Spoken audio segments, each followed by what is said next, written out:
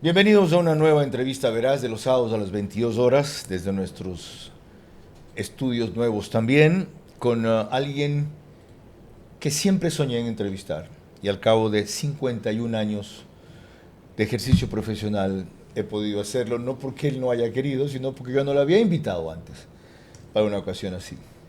Es una leyenda, una gloria no solo del tenis, del deporte ecuatoriano. Para mí ha sido una inspiración sin conocerlo toda la vida, por ver su carrera. Y fue el primer triunfo deportivo por el cual yo lloré en 1967, cuando estaba en sexto grado del colegio americano. El primer triunfo deportivo.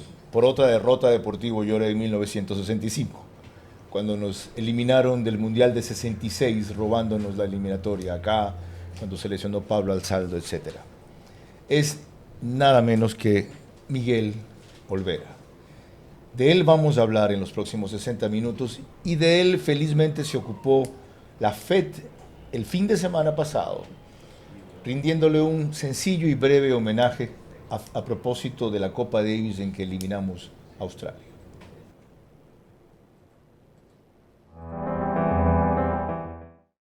El tenis ecuatoriano rinde un reconocimiento al profesor Miguel Olvera Mora por su impecable trayectoria, entrega y pasión por el deporte en todas sus facetas, como jugador, capitán y formador de nuevos talentos. Jugador, capitán y maestro, gracias Miguelito por inspirarnos día a día. Para mí de verdad es muy, pero muy importante esta gran distinción que ustedes me hacen en este día. Pero ese es el tenis, el triunfo y la derrota, y en el deporte en general. El triunfo y la derrota están ahí. Uno tendrá que alegrarse con el triunfo y el otro tendrá que aprender a soportar la derrota. Quito Tenis Club ha sido para mí el más importante. ¿Por qué digo el más importante? Porque tuve la suerte de jugar en las 3 sedes que ha tenido el Quito Tenis Club. La primera sede en el centro de Quito, en la avenida 18 de septiembre. La segunda sede, donde es actualmente el Club Buenavista. Y la sede actual, que es la que está aquí. Siempre el trato para mí ha sido excepcional.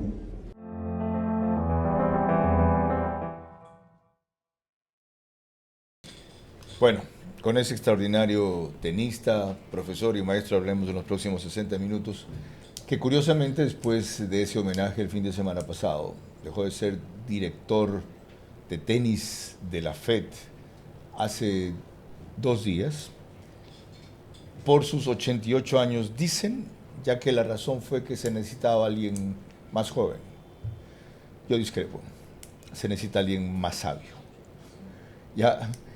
Y se puede combinar la sabiduría y la experiencia con el ímpetu, el tiempo seguramente, y la energía que ciertamente tiene la juventud. Pero al margen de eso, los próximos 60 minutos son para hablar un poco con este hombre lleno de sencillez, de altivez, de dignidad y de logros que han marcado una carrera tras la cual vinieron todas las glorias. Después, camino abierto antes solo por Pancho Segura.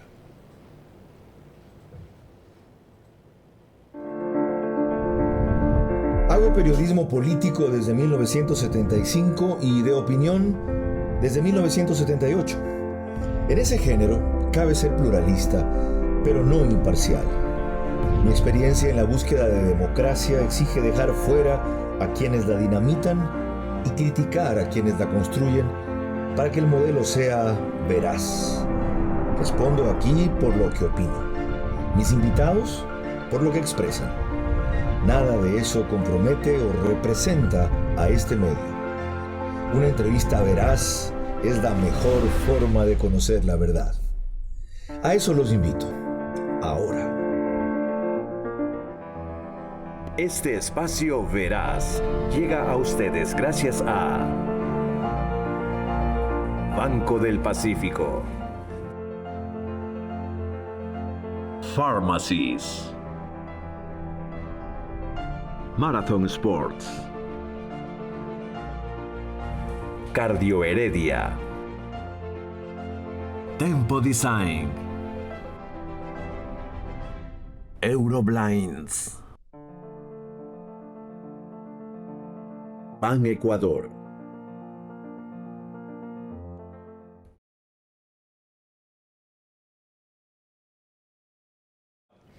Ocasionalmente yo invito a este programa que usualmente da espacio a los políticos, a quienes hacen país desde el deporte y no desde la política.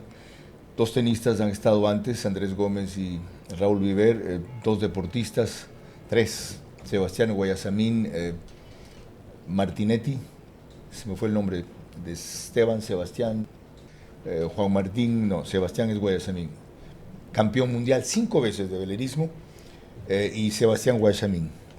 Hoy está Miguel Olvera, que nació en Salitre el 14 de noviembre de 1938, 88 años, casado, gracias a Dios su esposa vive todavía, 5 hijos, pionero y leyenda del tenis ecuatoriano, considerado uno de los jugadores más importantes en la historia de este deporte. Destacó en las décadas del 60 y 70 por su velocidad, agilidad y rendimiento en canchas de arcilla. Mide unos 65, cuando competía pesaba 55 kilogramos.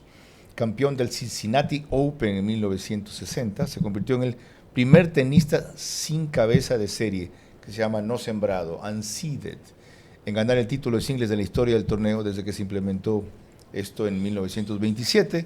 Derrotó en primera ronda a Whitney Reed y avanzó hasta conquistar el título, un hito histórico para el tenis ecuatoriano, pero eso no fue suficiente. Participó en los Juegos Olímpicos, representó a Ecuador en tenis de exhibición en la era preoficial de algunos deportes, destacando para él ese tema. Y lo más notable que vamos a revisar en el segundo bloque es su triunfo en Copa Davis. Primero integró el equipo en el 61, cuando le ganamos 5-0 a Colombia.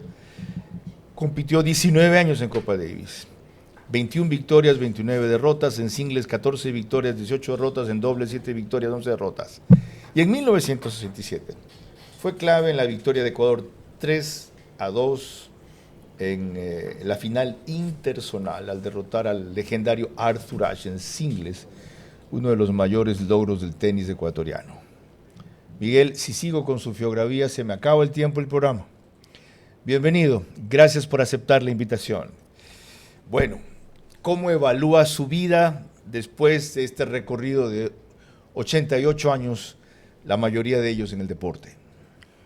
Bien, mi estimado Carlos, para mí pues es un gozo poder estar aquí en su programa para poder pues mostrarme a los fanáticos, a los deportistas, a los fanáticos, especialmente a los tenistas, de que aún estoy con vida, como dice pues el dicho, ¿no? Y gracias a Dios, yo les digo a mis amigos, caminando y pensando razonablemente. Hablemos de esta Copa Davis que acaba de ver contra Australia. ¿A qué atribuye nuestro éxito, para muchos sorpresivo, ya que competíamos contra jugadores mejor rankeados? Bueno, lo he estado comentando con amigos, con personas que estuvimos viendo los encuentros, porque yo vi los partidos completos e inclusive los tengo pues analizados, porque soy una persona que me gusta hacer lo que hay que hacer. Yo lo que atribuyo es, se impuso la experiencia. Nuestros jugadores son muy jóvenes y que los de allá también son jóvenes y que son mejor rankeados. Todo correcto.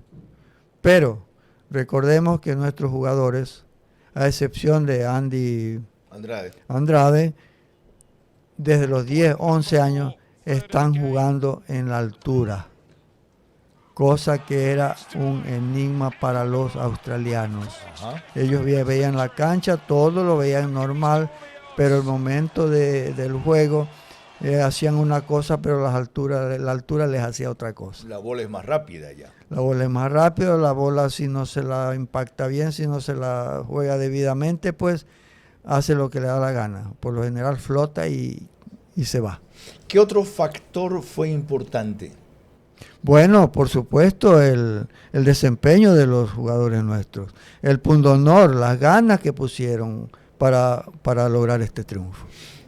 A mí me sorprendió el control mental del chico Andy Andrade, que yendo en el segundo a punto de perder con un match point, le da la vuelta, creo que le lleva 4-5 y luego logra reponerse. ¿Cuál era y cuál es su consejo para sus discípulos, sus alumnos, sobre cómo controlarse, serenarse en un momento tan adverso? Bueno, eso pues todo es según la situación. Él tuvo en esa situación muy difícil,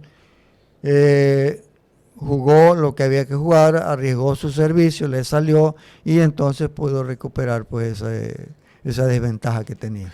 Ahora hablemos de usted. Siendo tan excelente tenista, ¿por qué no compitió más en torneos internacionales que en esa época ya empezaban a jugarse fuera? Bueno, en el libro que escribió Gonzalo Zurita está todo lo que sucedió a partir del año 1962, que con Eduardo Zuleta ganamos la Copa Mitre, el campeonato sudamericano. Por primera vez en el país se ganaba un título a nivel continental, ¿no? Porque los nadadores, los mosqueteros habían ganado en Lima, pero en Guayaquil no se había ganado ningún título a nivel de continente. Y fuimos de continente pues sudamericano con Eduardo Zuleta, campeones sudamericanos, y fue cuando le ganamos a Tomás Cochi y a Fernández de Brasil. Y a raíz de eso yo pues empecé a sentir alguna molestia y que esa molestia me llevó al hospital de Tampa, al General Hospital en Tampa. Allá fui a parar, estuve por un poco más de 2 semanas y el resultado fue pues que tenía un pequeño problema en los pulmones. Eso lo limitó. Totalmente, porque fue una pleuresía y llegaron al momento que tuvieron que usar la cirugía y me sacaron un poquito más de 2 litros de líquido de la pleura. Wow, hablamos del 62. El año 1963. 63. Al Okay. comienzo del 63. Sí. Demos el gran salto ahora a lo que muchos se preguntan respecto a su carrera, pero antes permítanme recordarle que nos pueden seguir por Facebook y YouTube de Carlos Vera, también en Extreme Vito TVO, canal 15 o 709, si prefieren alta definición, en DirecTV, Manavisión, canal 194, en Estados Unidos por Macro Digital, debe haber una gran cantidad de ecuatorianos conectados allá, que nos pone también en España por Hispasat en 21 de 24 provincias en el Ecuador, en una cablera de Colombia y en Zapping, la cablera de Perú, en el canal 129. En conjunto, entre todas estas opciones, se conectan cerca de 35,000 hogares los sábados. A esto se suman las 2 radios de mayor cobertura nacional, Caravana, 750 AM, y Di-Blue, 88.9 FM, ambas del Grupo Canesa. Alborada lo reproduce para Imbabura y Carchi, donde todavía no sale Di-Blue, en 90.3 FM, y el reprise es por Extrema, 92.5 FM, los domingos a las 20 horas para Tungurahua y Cotopaxi. Empecemos a revisar la carrera de Miguel. Y primero veamos cómo fueron sus inicios.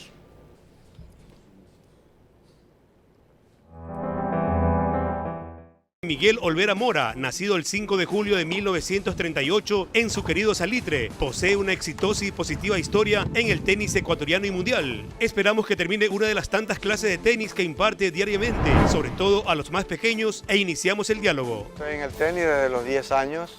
que vine a Guayaquil y con la idea de estudiar. Mi padrino trabajaba arreglando las canchas de tenis del Guayaquil Tennis Club y me llevaba de vez en cuando, y ahí nació la idea de empezar a golpear la pelota de tenis. Desde allí, el menudo y sencillo hombre se enamoró del tenis de quien tiene su concepto. El tenis como deporte es uno de los más agradables y más beneficiosos, porque según encuestas que han hecho dicen que es el deporte que tiene el 48% de todos los deportes para mantenerse pues en una forma más saludable.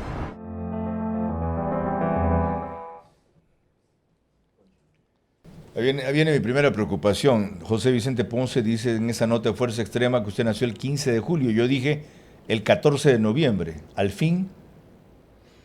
Bueno, todo, otra vez regreso al libro que dice el libro de Miguel Olvera. Yo nací un 5 de julio de 1938 y tengo 87 años que los cumplí el año pasado. Ok, ni él ni yo estábamos bien, él dijo 15. 5 de julio de 1938. 38, que sucedió que, bueno, con tantos errores que han habido pues en estas instituciones como donde tenemos que anotarnos cuando nacemos, pues, ¿no? Entonces mi padre cuando fue a sacar la partida de nacimiento encontró que había otra fecha, 14 de noviembre.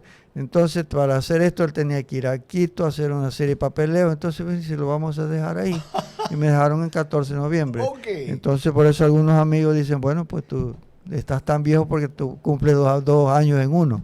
Gracias por la aclaración. En esa nota de José Vicente Ponce se recuerda que su padre trabajaba en las canchas del tenis. ¿Él lo llevaba a usted y le inculcó el deporte o usted por estar cerca decidió meterse? No, mi padre nació agricultor y falleció agricultor.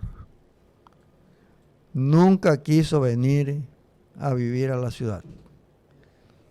A los 10 años yo vine a la ciudad, pues yo estaba en el campo y vine a la casa de mi padrino y de mi tía y de mi abuela. Con ellos crecí yo. Mi padrino y mi tía pues no tenían descendientes, entonces me acogieron por supuesto como un hijo. Y mi padrino era el que daba mantenimiento a las canchas del Guayaquil Tennis Club. Así pude yo llegar ahí porque por alguna razón yo iba donde él y poco a poco me fui introduciendo ahí, empecé a agarrar una raqueta, empecé a hacer por ahí travesura y al año yo ya estaba jugando al tenis. ¿A qué edad agarró la primera raqueta? Iba a cumplir 10 años. Y ahorita hablábamos hace un rato a propósito de esta fotografía de mi hija comenzando a jugar tenis desde los 4 años. Usted me decía, ahí está el error, y yo le conté que después no siguieron porque les pareció aburrido solo pasarse aprendiendo técnica y devolviendo bolas del profesor. Bueno, eso es una cosa bien importante que hay en el desarrollo del tenis, ¿no? Yo pues cuando me inicié el año 1966 en la escuela, empecé a formar la escuela del Guayaquil Tennis Club.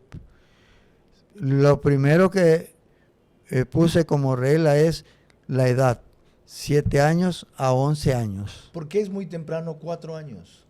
Porque ellos todavía no están capacitados los niños para empezar a aprender a jugar al tenis. Especialmente la motricidad, no tienen coordinación, lo que es normal, pues porque están recién empezando a crecer. Y usted me contaba, ¿qué pasa cuando comienzan tan temprano? Usted me contaba algún rato de la distracción, de que salían, entraban. Cuénteme eso. Bueno, esa es otra cosa, ¿no? Ellos pues es muy difícil controlarlos porque como a esa edad pues de cualquier cosa se aburren muy fácilmente. Ya.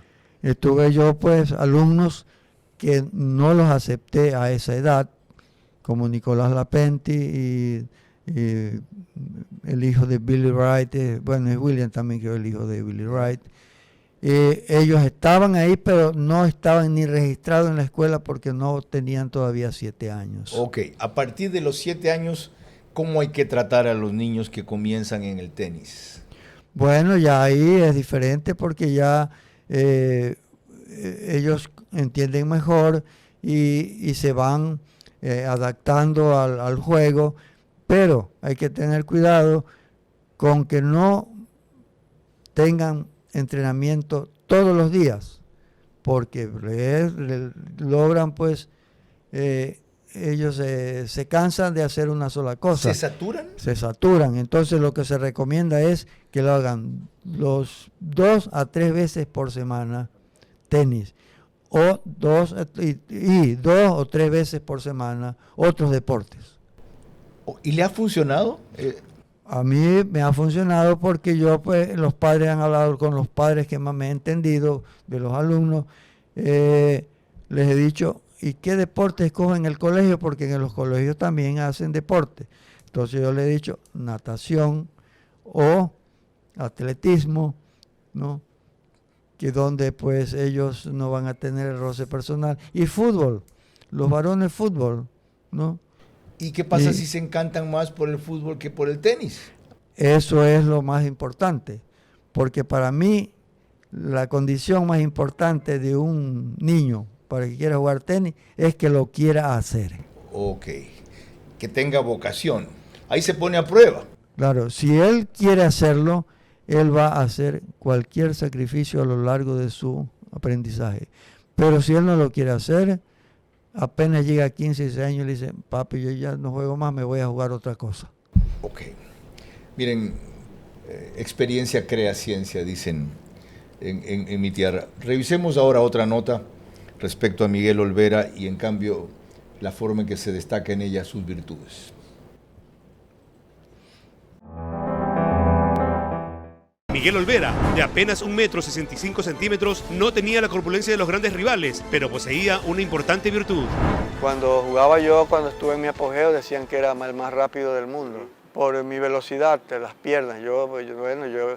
Cuando estuve en el ejército llegué a participar en velocidad y pude hacer 11 segundos en 100 metros. A raíz de ello se propuso ser uno de los mejores raquetistas del país y del mundo, y vaya que lo logró. Fue artífice de un triunfo histórico ante el poderoso equipo de Estados Unidos, con Arthur Ashe incluido. Exactamente, eso sí fue una verdadera hazaña porque el equipo de Estados Unidos era un equipo que estaba muy bien formado. Yo estaba ya semi-retirado, trabajando con los niños, enseñándoles, y Pancho Guzmán sí estaba activo. Fue pues sumamente grandioso para el país. Yo me sentí sumamente contento porque podía dar pues, una alegría a mi pueblo, que es lo que siempre estamos deseando, pues tener éxito. El ejemplo de Olvera fue sin dudas el eterno Pancho Segura Cano, a quien lo llena de elogios. Un espejo para mirarnos, y para mí en tenis fue Francisco Segura Cano el que me inspiró siempre, y él me tenía gran aprecio y cada vez que venía a Ecuador le gustaba jugar conmigo y darme consejos. Y yo aprovechaba todo lo que veía en él para aprenderlo y luego ponerlo en práctica. Un verdadero maestro. Ese sí que era un maestro. ¿Por qué dice que fue un verdadero maestro? Ese sí que era un maestro. ¿Por? Es que se las sabía todas. Dicen, te las sabe todas. Por ejemplo. Pero él se las sabía todas más una. A ver. Se las sabía todas más una. Entonces. Ya. ¿Qué cosas, por ejemplo, le enseñó o le decía Pancho Segura? Yo lo veía hacer lo que él hacía y aprendí tanto que ya después de una época que vino, me dice, vamos a jugar un set con ventaja, te doy 30, bueno. Y entonces empecé yo a realizar todo lo que él hacía y en un momento estábamos 3 iguales. Paremos nomás, otro día jugamos, seguimos. Era picado. No aguantó sus propias enseñanzas. La sopa de su propio arroz. ¿Y qué le hacía a usted? Porque Pancho cortaba la mola muy bien, muchos drops. Muchos drops, pero es que él amagaba una cosa y hacía otra. Usted creía que hacía una cosa y hacía otra. Nunca. Entonces, o sea, no podías anticipar la jugada. Muy difícil anticipar. Por eso yo le digo a Melo, yo aprendí a hacer una jugada que ni yo mismo sabía dónde iba. Correcto. Entonces, Genial. ¿cómo iba a saber el otro si ni yo sabía dónde iba? O sea, un poquito más que lo normal. El otro detalle que yo no sabía ahí era que usted estaba semi-retirado cuando jugó. No, pues Si yo después, ¿Es 67? Pero yo estuve un año sin jugar tenis, pues en el 63. Vine del hospital de Tampa, cuando allá un médico me descubrió que tenía un pulmón tapado. Me dice, usted de aquí se va donde este doctor Comesana, estábamos en Tampa con mi esposa, y me dijo, pero yo tengo que regresar a Guayaquil. No, usted de ahorita de aquí se va al hotel. Se va y la señora la deja pues, en un sitio y se va al hospital, no puede ir a otro sitio. Le digo, pues yo no cuento con dinero para eso. ¿Y? Entonces me dice, bueno, dice, pero entonces no puede ir a ningún lado, sino allá. ¿Ya? Y me examinó en el club, atrás del club me examinó y me llevó a su policlínico, me mostró un lado del pulmón tapado totalmente. Increíble. Y el domingo, eso fue el lunes. ¿Ya? Y el domingo yo le había ganado a Zuleta en Tampa, en West Palm Beach, la final, en 5 sets. ¡Qué increíble! Y entonces, ¿qué fue lo que me dijo el doctor Comesana después? Si eso se le rompía, usted se ahogaba tranquilamente ahí. ¡Wow! Bueno, volvemos Bueno, con la condición en que Miguel jugó esa Copa Davis en 1967.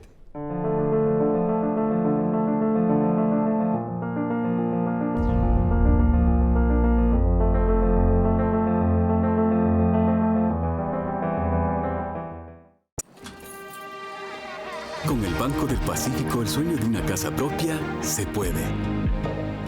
Que tus hijos tengan espacios cómodos en donde crecer, se puede. Asegurar un techo futuro para los tuyos, se puede. Garantizar el derecho a una vivienda digna, se puede. Con el crédito Mi Casa Propia, se puede. Banco del Pacífico, tu banco.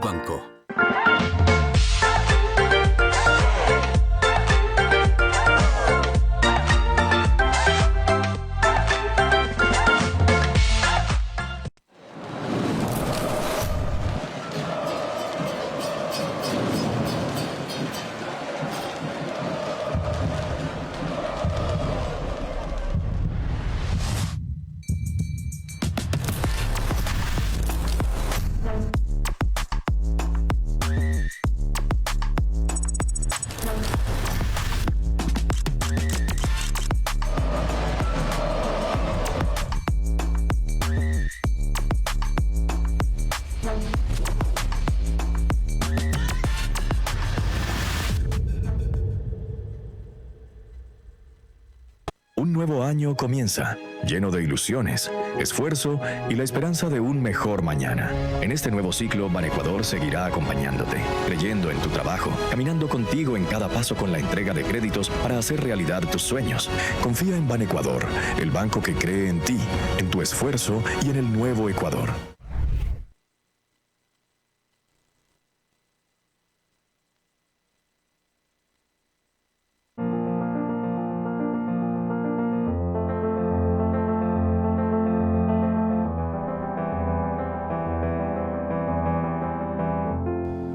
Les recuerdo que esta entrevista de todos los sábados a las 22 horas, hoy con alguien que por fin logro entrevistar después de 51 años, Miguel Olvera, es posible gracias a nuestros auspiciantes, Banco Pacífico, Pharmacies, Marathon Sports, Tempo Design, Cardio Heredia, Euroblinds y Ban Ecuador. Empecemos con la revisión de 3 instantes de esa histórica serie Copa Davis en 1967.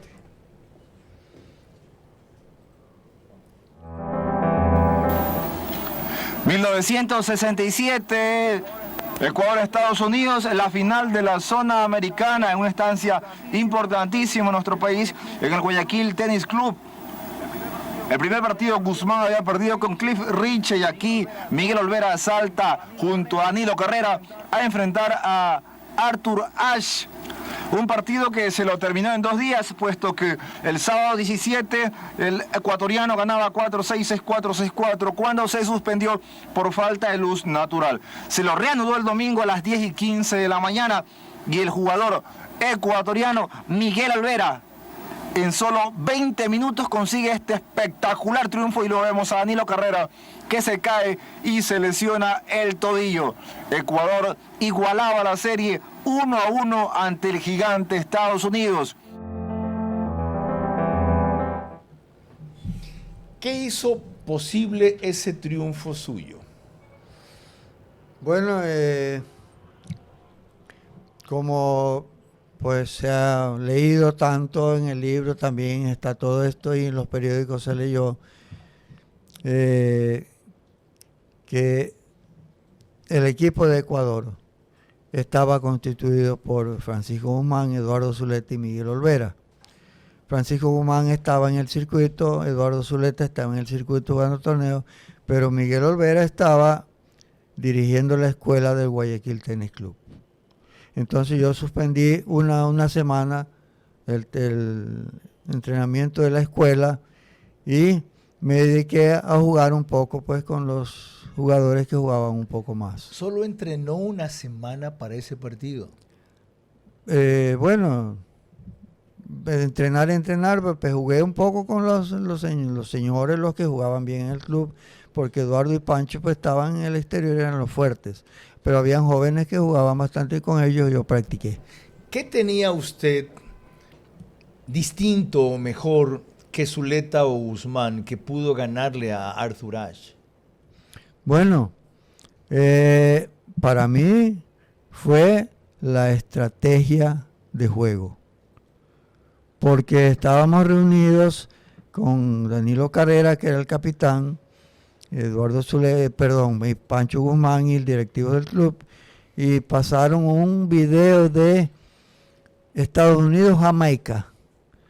Jugaba Arthur Ashe contra un jugador de Jamaica, lo vi a él, vi un poco y algo que yo vi pues que una pequeña debilidad, podríamos decir así, y le dije que pararan el video. Entonces pararon el video, lo repitieron y entonces sigan nomás. Me dice, a ver Miguel, ¿qué pasó? No le digo nada, no ha pasado nada, sino que quería ver algo, nada más. ¿Qué detectó usted? Justamente ahí en ese video pude ver la no debilidad de Arthur Ashe, las debilidades, sino lo menos fuerte. Qué bien dicho. Porque la pelota de él, cuando la pegaba en el revés, en la parte de abajo, la pegaba pues increíblemente. La media altura la pegaba extraordinariamente. Pero cuando la pegaba arriba, era un poquito menos efectivo el golpe de él. Qué bien. Comenzó usted a jugarle bolas altas. Entonces, el lado derecho era lo contrario. Cuando él la pegaba arriba, la pegaba extraordinario. A media altura, muy bueno. Y abajo, pues, defeccionaba un poquito. Entonces, bueno, tenía yo, pero nadie lo sabía más que yo porque no le dije a nadie. Bien hecho. Entonces, me fui a pensar, a ver, ahora yo tenía eso, pero ahora tenía que hacerlo. Debía contar, alto al back, contar con los tiros, contar con el momento, contar tantas cosas para poder realizar eso. Entonces eso es lo que pasó. Formidable. ¿No? Ok, sigamos revisando otro trance de esa serie Copa Davis de 1967.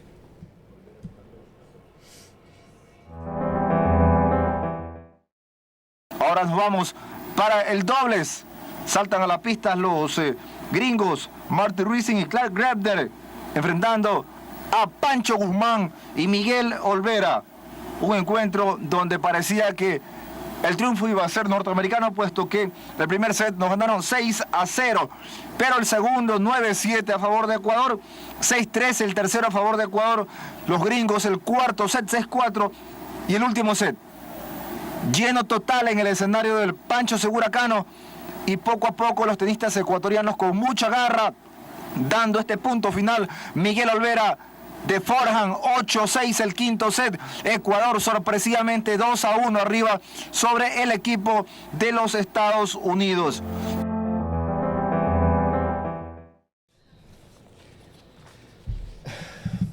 Nota de Kenny Castro, el más grande cronista de tenis que ha tenido este país. Usted me decía algo sobre ese passing shot que le hace al rival en la red. Esa pelota siempre se juega al centro. ¿Ya? Y se recomienda para el centro. Pero yo hice y dije, no, de una vez, ¡zum! Y el tipo hizo esto. Y, o sea que trató de cubrir el centro. Correcto. Y salió al callejón. ¿Y por qué la mandó en paralela, de drive paralelo, que es dificilísimo sacar, desde ese costado izquierdo? Bueno, ya dije, aquí me la juego todo por todo de una vez. Además lo vi rematar otro en la red, pero con un smash vertical casi. No, O sea, fue un tiro derecho, así que ya lo que voy a golpear, el tipo hizo así, y le hace así, pero se regresa. Yo no, de una vez, hizo así, pero no regresó y lo pasé por atrás. Ok. Fue rápido. ¿Usted había jugado con Pancho Guzmán antes dobles? Sí, claro. Ya. ¿Sirvió eso para coordinarse? Sí. No, bueno, él sabía jugar el doble, yo sabía jugar el doble. Los dos ya sabíamos cada uno lo que teníamos que hacer. ¿Se ponían de acuerdo como ahora se ponen antes, que hablan así, se tapan para que no se note, o hacen una señal con el brazo atrás? No. El que juega al tenis, el que juega dobles, por instinto va a saber cuando el compañero está en mala situación. Y si está en mala situación, tiene que buscar la zona defensiva. Y si está en buena situación, va a buscar la zona ofensiva. Y eso es lo que nos ayudaba a nosotros. La otra cosa que vi, cuando ustedes sirve y enseguida de la red se meten los dos a atacar. Porque eso ha sido como se ha jugado el doble. A mí me enseñaron a jugar el doble en la net. Y Pancho Guzmán también. Ahora voy a hacer una pequeña catación acerca del score aquí. Sí. Estados Unidos tenía 6-0. El primero. 5-1. No es que el set fue 9-7 y que fue así. ¿No? Lo llevaba 5-1. 5 ustedes abajo. Sirviendo Francisco Guzmán. ¿Ya? 15-40. ¿Y? Y Pancho Guzmán, ahí hablamos lo que ahora hablan así como en Ya. secreto. Me dice, Miguelito, ¿qué hacemos? Métele ahí tú todo lo que puedas hacer y punto. ¿Ya? Y me fui a la net. Viene Pancho Guzmán y saca un gran servicio a la T. Me la devolvieron medio mal y yo ya estaba en el centro de la cancha y 30-40, rematé y 30-40. Pues vino otro servicio otra vez a la T, la devolvió el jugador americano y yo ya estaba cruzado, ¡pum! 40 iguales. Hicimos 5-2, 5-3, 5-4 y empezamos a seguir adelante hasta, creo que fue 9-7, 11-9. Le no, ganaron 9-7. la moral y la mente Y primero entonces, y después el juego en la cancha. Ahí empezó ya o sea que si nosotros damos el brazo a torcer, o sea, nos entregamos, pues 6-0, 6-1, 6-0, no, pero no, la idea nuestra era, la mía especialmente era vencer o morir. Última parte de la revisión que hacemos de esa serie Copa Davis de 1967.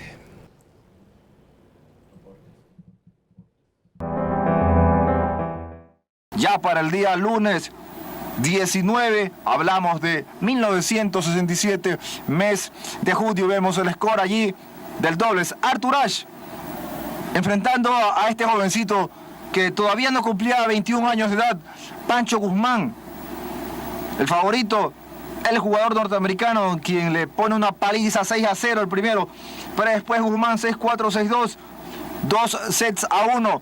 Arthur Ashe otra vez con autoridad, 6-0 el cuarto. Parecía que el triunfo era del jugador norteamericano que estaba en mejor forma, sin embargo un quiebre de entrada y con la ventaja poco a poco del tenista porteño.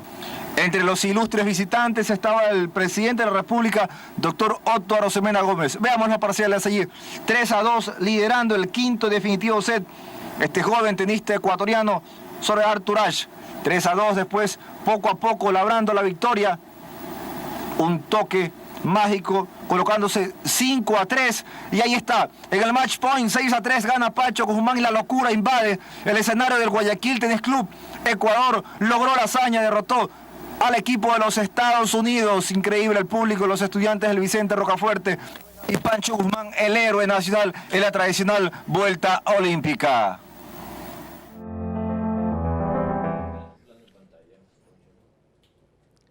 Mientras Miguel Olvera veía esta última jugada, hacía un comentario. Cuéntemelo.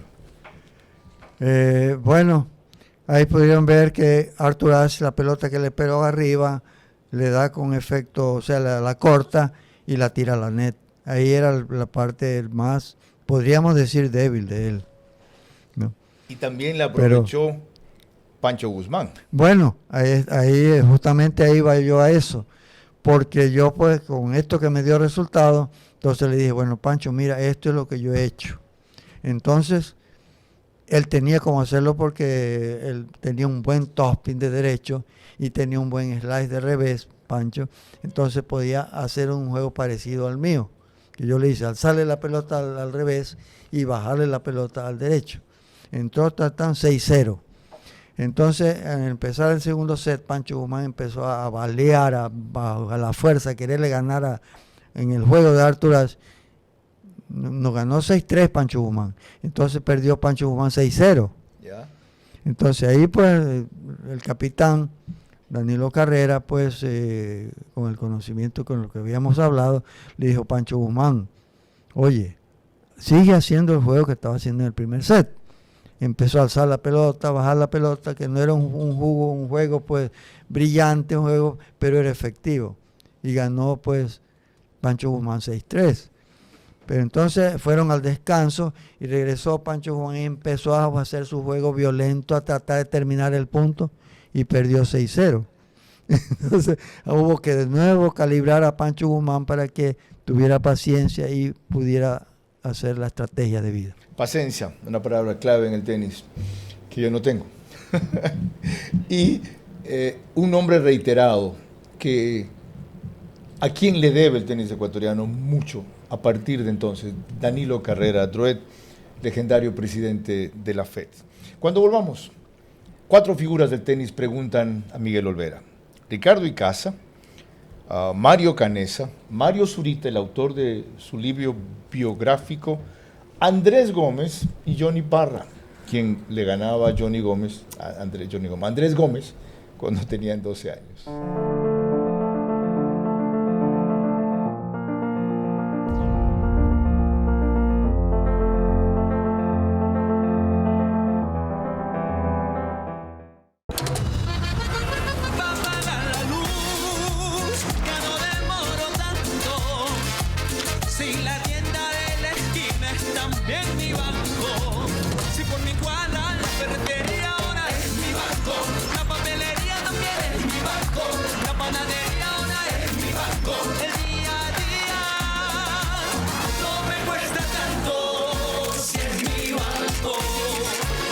Pacífico, tu banco.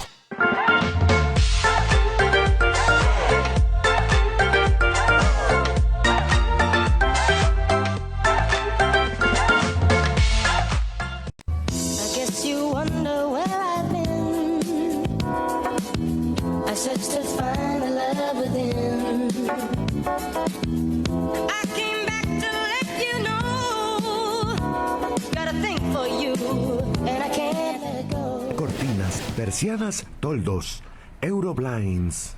Un nuevo año comienza, lleno de ilusiones, esfuerzo y la esperanza de un mejor mañana. En este nuevo ciclo, Banecuador seguirá acompañándote, creyendo en tu trabajo, caminando contigo en cada paso con la entrega de créditos para hacer realidad tus sueños.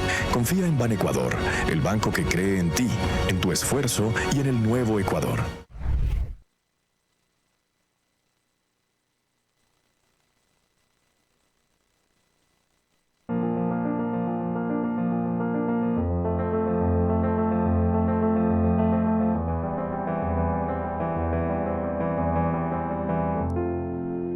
Proseguimos este programa con el incansable Miguel Olvera, como tituló su libro Gonzalo Zurita. Disculpen, dije mal, Mario Zurita. A esa biografía extraordinaria que ustedes además han visto en pantalla algunas veces en el trance del programa, de Miguel Olvera. Por Dios, cuidado, tengo miedo al Alzheimer, a veces hay cruce de cables. Ricardo Icaza pregunta. Hola con todos, Ricardo Icaza. Muchas gracias, Carlos Vera, por permitirme dirigirme a este homenaje a Miguel Olvera. Miguel, usted para mí, junto a mis padres, es la persona después de ellos que más influenció en mi vida. tanto en el aspecto tenístico, obviamente, y también como persona, como amigo, como consejero. Gracias a usted, Miguel Olvera, tomé conciencia de lo que era representar Copa Davis a mi corta edad de 15 años. Me acuerdo clarito cuando ustedes le ganaron a Estados Unidos, lo vi jugar singles y dobles. Ese dobles para mí fue algo que me impactó, cómo lo ganaron después de 2-0, trepado en una jardinera del Guayaquil Tennis Club, y ganar en 5 sets y ganarle a Estados Unidos. Es por eso que tengo esta foto.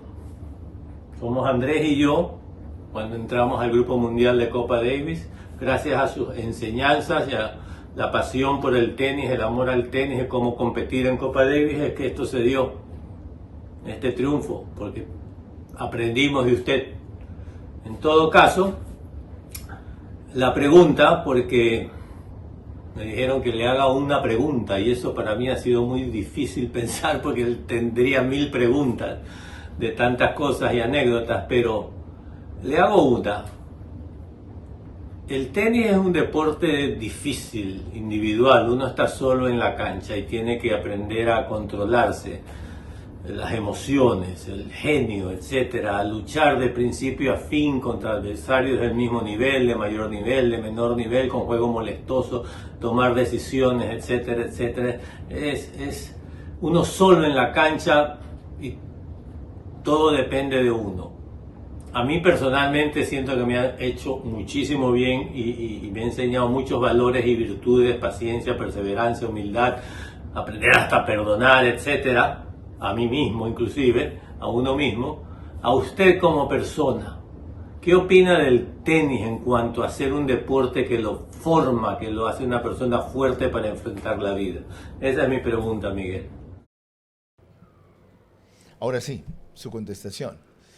Bueno, pues, mi querido Ricardo, es una pregunta bastante difícil, pero aprendí básicamente a siempre hacer crecer la paciencia. Otra cosa, para jugar al tenis, siempre busqué la forma de aprender.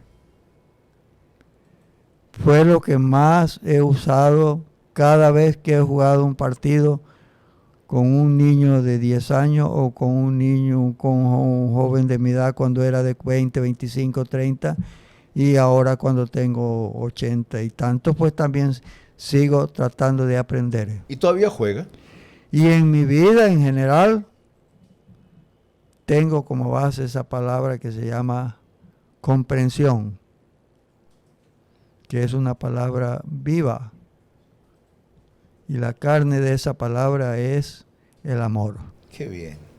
Eso es lo que a mí me ha guiado en mi vida entera. Y antes que todo esto reunido, pues, es la disciplina del papá, de la mamá, del entrenador. No, la propia disciplina es lo que me ha acompañado a mí.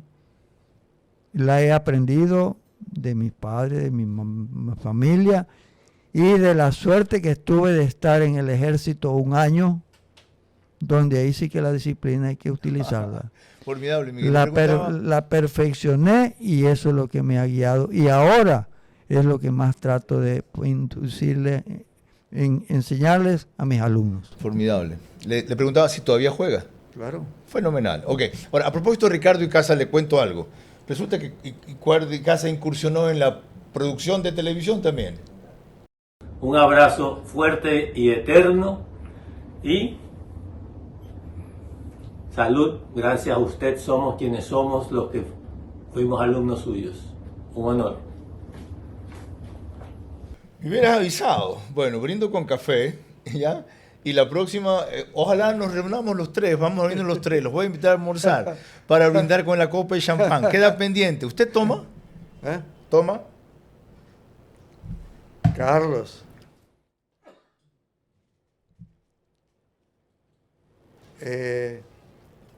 tomo, porque si no tomo, pues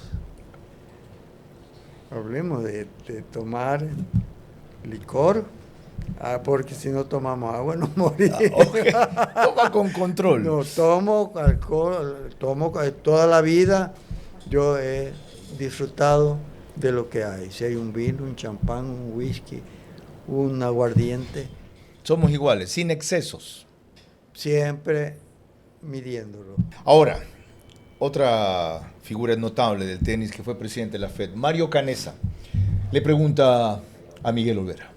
Para el tenis ecuatoriano, la jornada espectacular de 1967, cuando se ganó a Estados Unidos aquí en Guayaquil, en ese equipo pues reconocemos a Miguel y también a Panchito Guzmán. Fue toda una hazaña. Pero Miguel debe recordar perfectamente que el paso previo para esa clasificación fue jugar en el Argentina. Y se ganó espectacularmente en el Buenos Aires Lawn Tennis, con un equipo argentino que era el favorito. Yo pude leer la crónica del lunes 29 de mayo de 1967 del diario El Clarín, que hablaba sobre el triunfo. Y dice lo siguiente textualmente: Olvera es un fenómeno, tiene el oxígeno de un acuanauta, la resistencia de un faquir, es un acróbata y tiene magia en sus manos. Y sigue la nota: no podemos descubrir qué le falta para estar entre los monstruos del tenis mundial. Mi pregunta para Miguelito Olvera, con todo cariño: ¿qué le faltó a Miguelito Olvera para llegar a la cima del tenis mundial y codearse con los monstruos del tenis? Gracias, buenas noches. Formidable crónica. ¿Usted la había leído esa crónica del Clarín? Tenía el recorte de periódico, lo perdí penosamente, pero en una revista Estadio está buena parte de ese gran comentario que hizo este caballero, este periodista, y yo me reía de eso, porque digo, pero si yo no he hecho nada, yo lo que hice fue meter la pelota ahí donde el otro por lo general no estaba. Entonces, ese es el tenis, ¿ya? ¿Qué le faltó para llegar a número 1? Se preguntaba Mario Canessa, contéstele. Bueno, me faltó continuidad en competir. Después, porque yo estuve pues, un año fuera por mi enfermedad. Acaba de contar. Pero antes de enfermarme, después que ganamos la Copa Mitre en octubre, yo hice el mejor negocio de mi vida. Me casé. Qué hermoso. Y producto de eso tiene 5 hijos. Uno de ellos es pastor evangélico. Un saludo cordial desde aquí. Cuando volvamos, las preguntas finales que le hacen Gonzalo Zurita, Andrés Gómez y Johnny Parra a Miguel Olvera.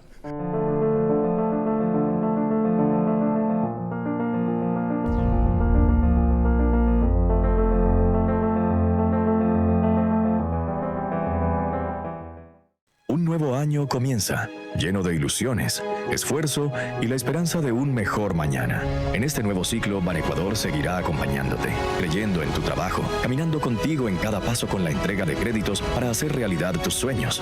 Confía en Banecuador, el banco que cree en ti, en tu esfuerzo y en el nuevo Ecuador.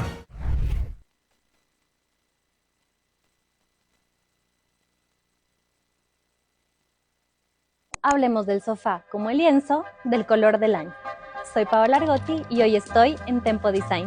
Para el 2026, Pantone eligió como color del año Cloud Dancer, un blanco suave y etéreo que representa calma, igual que el sofá Oda. Un sofá que permite dejar volar nuestra creatividad. No solo es cómodo, sino que se convierte en la pieza ideal para interpretar estas tendencias, especialmente porque es modular. Este tono no busca protagonismo, sino equilibrio. Por eso puedes combinarlo con tonos tierra y marrones para lograr espacios cálidos. El verdadero lujo está en un sofá que se adapta a tu día a día. Inspírate y vive el color del año con un diseño pensado para ti. Visita los showrooms de Tempo en Quito y Guayaquil. Cardioheredia es una empresa privada vanguardista enfocada en el área cardiovascular. Está conformada por profesionales de la salud de gran trayectoria, especializados en intervencionismo cardíaco y periférico. Gracias a la experticia médica y a los resultados exitosos alcanzados, con procedimientos innovadores y personalizados a través de los años, es reconocida como un centro de referencia nacional e internacional.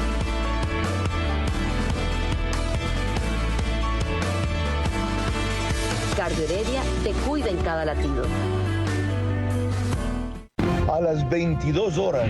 En vez de estar extendiendo los plazos con una burocracia desalentadora para la inversión, los estamos reduciendo los plazos para que haya una inversión más rápida y evitar la corrupción. De lunes a viernes y domingos. El Ecuador está invirtiendo mucho, el Ecuador está actuando, está controlando, pero no vengan a decir cínicamente que ellos hacen un buen trabajo y si de Colombia para acá se pasan los narcotraficantes y que ya no es culpa de Colombia sino de Ecuador. Entrevistas que hacen historia. No se ha logrado demostrar que el alcalde de Guayaquil es responsable del delito que en efecto existe. Pero lo fundamental es tirar abajo aquello de que es persecución política, porque aquí hay el cometimiento de un delito. Se sirvieron de combustible subsidiado para hacer negocio privado.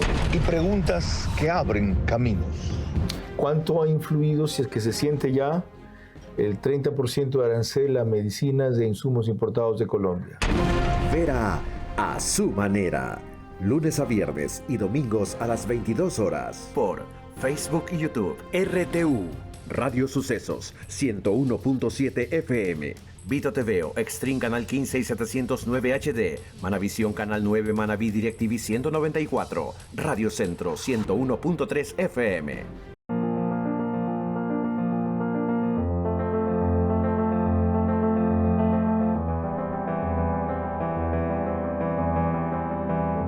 Parte final de esta entrevista a Miguel Olvera, tenista, profesor y maestro, gloria y leyenda del tenis ecuatoriano, absolutamente lúcido, dice él, gracias a Dios, como ustedes comprueban. Recuerda cada detalle, cada fecha, cada score, etc.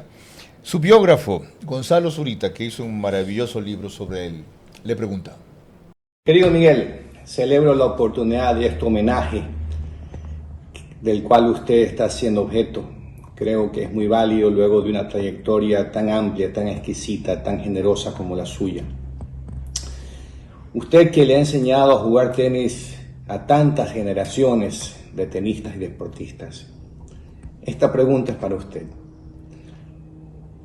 ¿Cuánto usted ha aprendido de los estudiantes a quienes usted ha enseñado? Qué interesante pregunta. Adelante, Miguel. Han sido tantas las personas, tantos los jovencitos, los niños, adultos, de todo he tenido alumnos y de cada uno he ido aprendiendo algo. Algo del tenis y algo de la vida.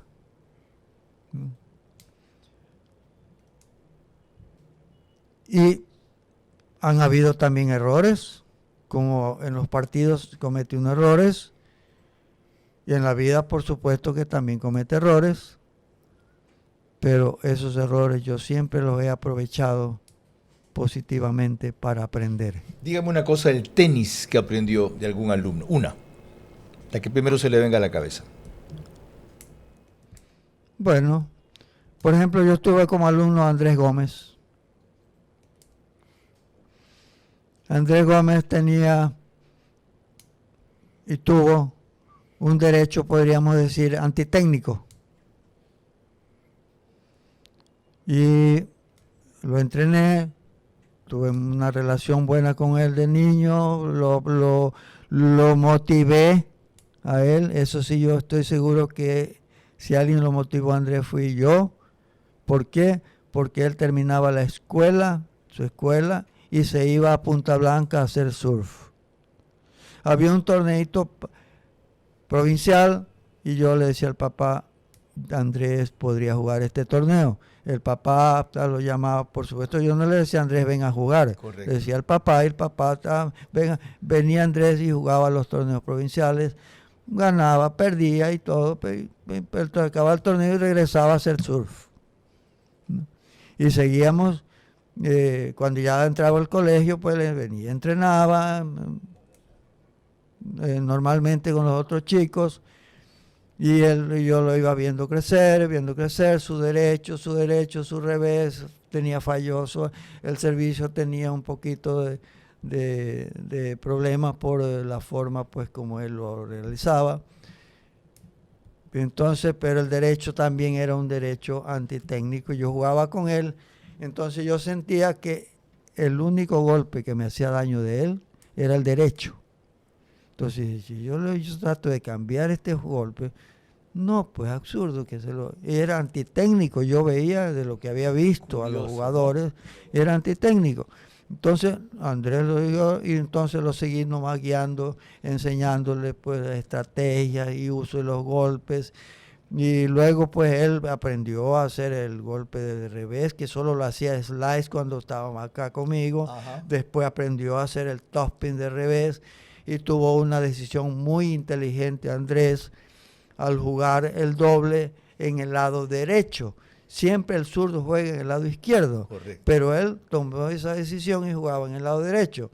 ¿Qué es lo que resultó? Que tanto tuvo que jugar con el revés en el lado derecho que perfeccionó su revés y entonces tuvo 2 buenos golpes para poder jugar el single, que tiene que jugarlo con los 2 lados. Ya que usted, Miguel, habla de Andrés Gómez, vamos a él. Pregunta desde exteriores.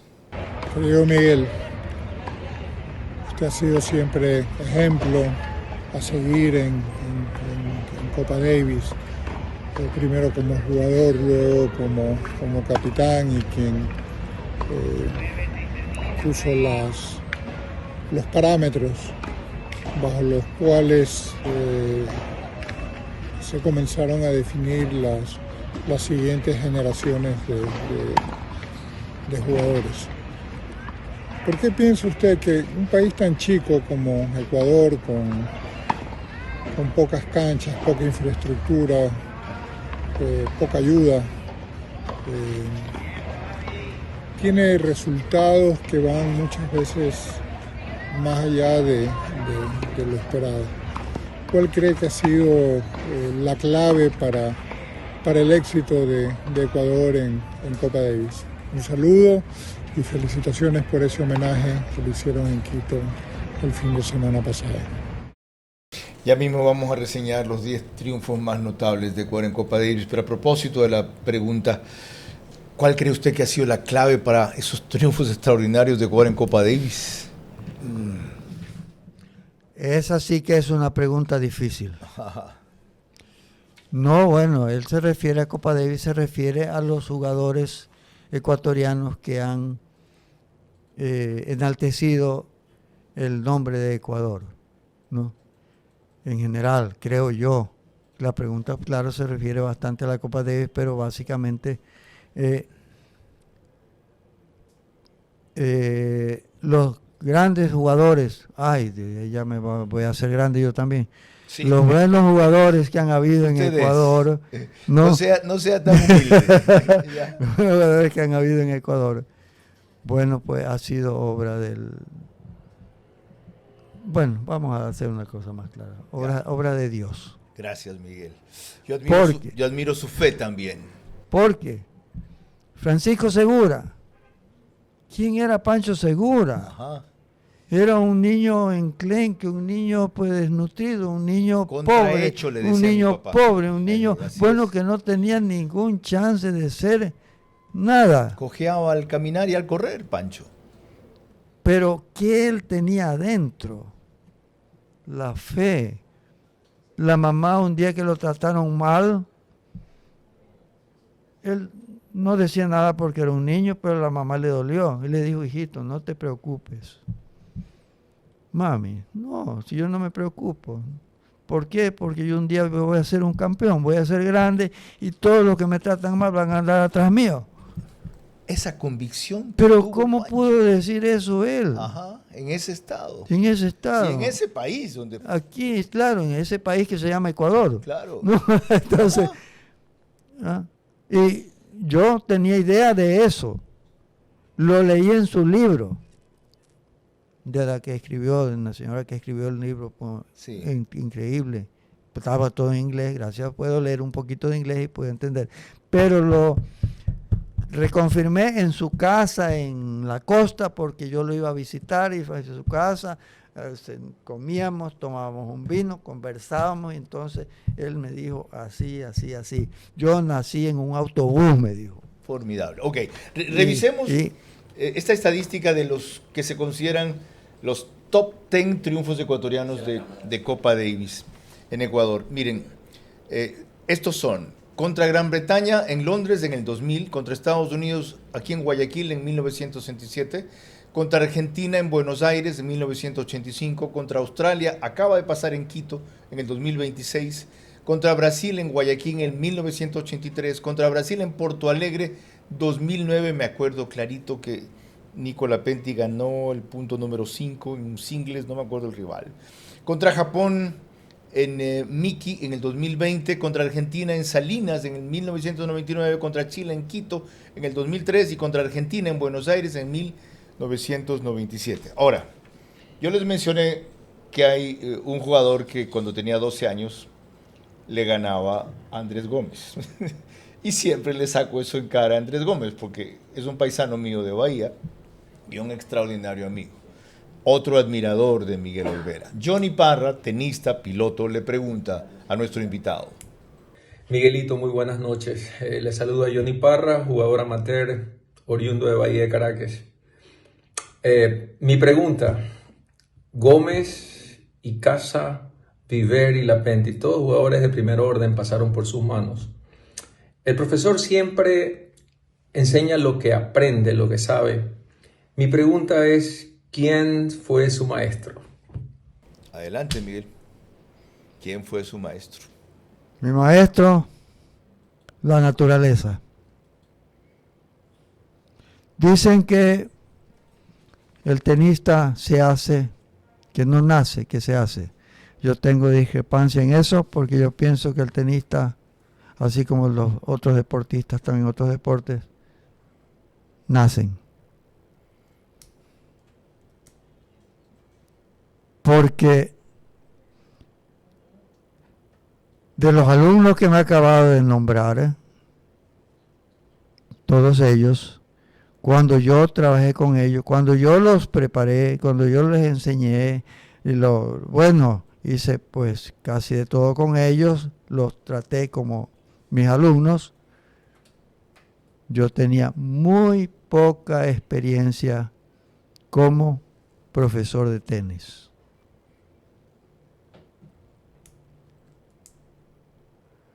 Al tener poca experiencia, podía enseñarles poco, tal vez poco. Ya yo sido campeón sudamericano, había ganado la partido de Cincinnati, había ganado torneos, había participado contra el mejor jugador que yo reconozco en el mundo, Rod Laver. Jugamos 5 veces, no le pude ganar nunca, era súper extraordinario, ¿no?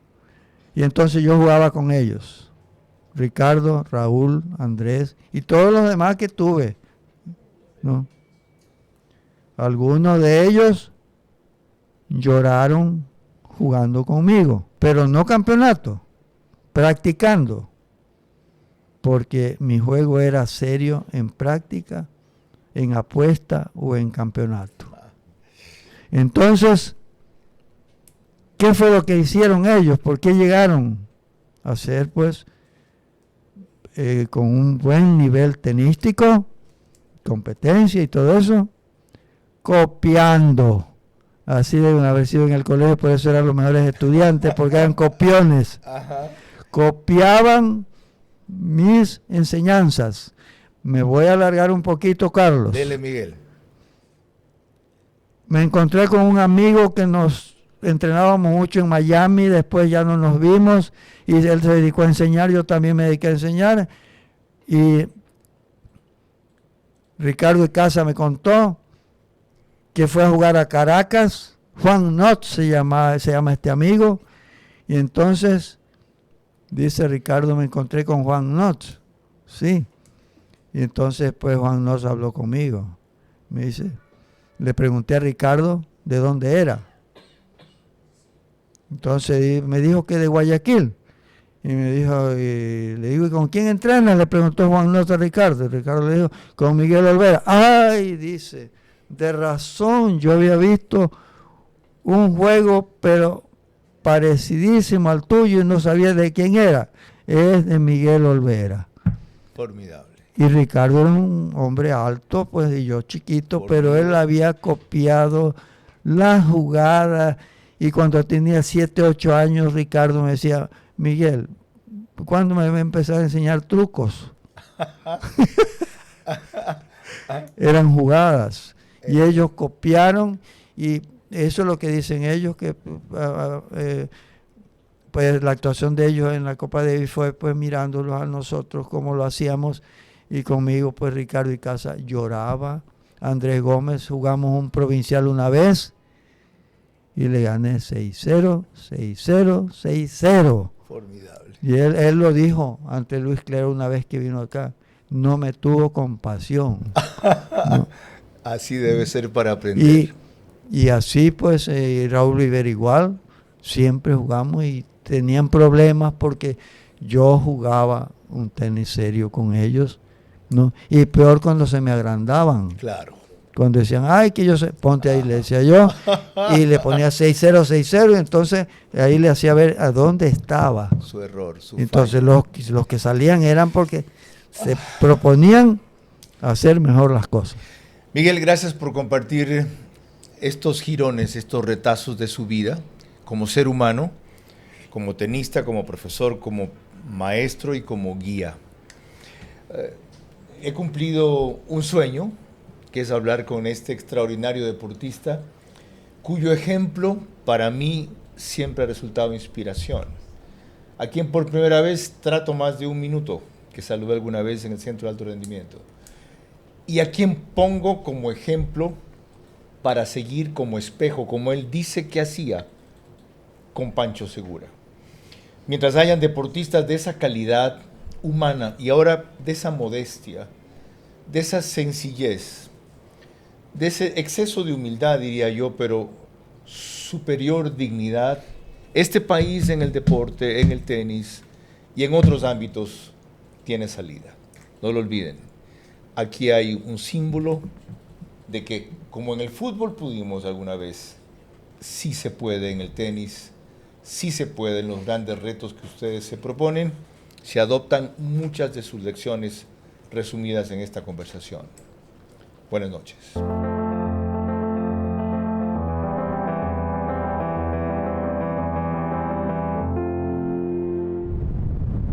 Este espacio Veraz llegó a ustedes gracias a Banco del Pacífico, Pharmacies, Marathon Sports, Cardio Heredia, Tempo Design, Euroblinds, Pan Ecuador. Transmisión simultánea, Vito TVO, Manavisión, Macro Digital Televisión, Caravana 750 AM, Tiblu 88.9 FM, Alborada 90.3 FM Imbabura, Extrema 92.5 FM en Tungurahua y Cotopaxi.